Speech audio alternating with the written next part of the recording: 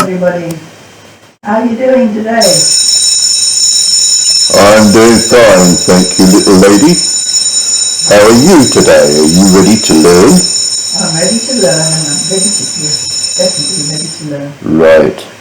Would you prefer to do chemistry, some people call it chemistry, or would you prefer to do a little bit about history, or would you like to learn a little bit about art? History. A little bit about history. Right. History. When we look at history, some people like to call it mystery. We're looking at the things that happened in the past. Yes, and trying to analyse what happened in the past to cause the history that we remember today. There is an old saying, very true, that those who win write the history books and write the history. So when you hear of Richard III in Britain, the history books. Pastry book? No, history books. Oh, history books. History, Clothiers. History books. When you read the history books, you're learning about what people want us to know. And this was the reason why Richard III was shown as a nasty man who was physically challenged, when of course he wasn't. The point was he lost the war, he lost the battle, and therefore he lost his reputation. Because they wrote nasties about him all the time after that, and including one William Shakespeare. Have you heard of William Shakespeare? I have heard of William Shakespeare. Good Lord. So shines a candle in a naughty world.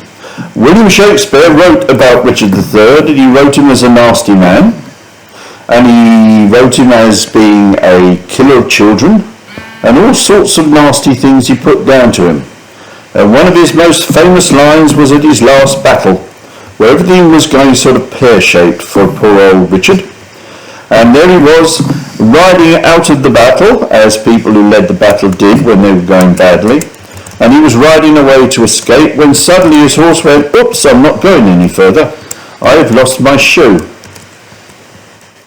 And Richard got off the horse, because the horse wasn't going anywhere, and he called out to his men, "A horse! A horse!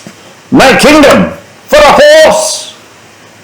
Well, of course, none of his men got off their horses, because they were trying to get away too.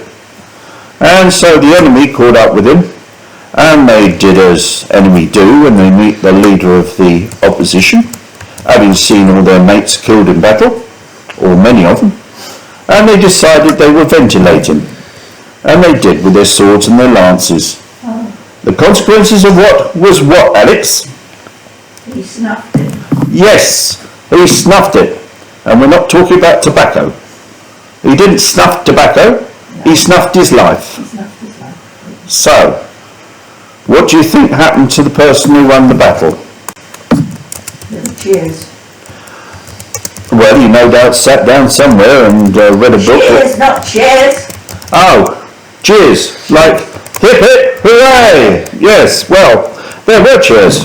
And he became very, very important, and he was responsible for the rewriting of history.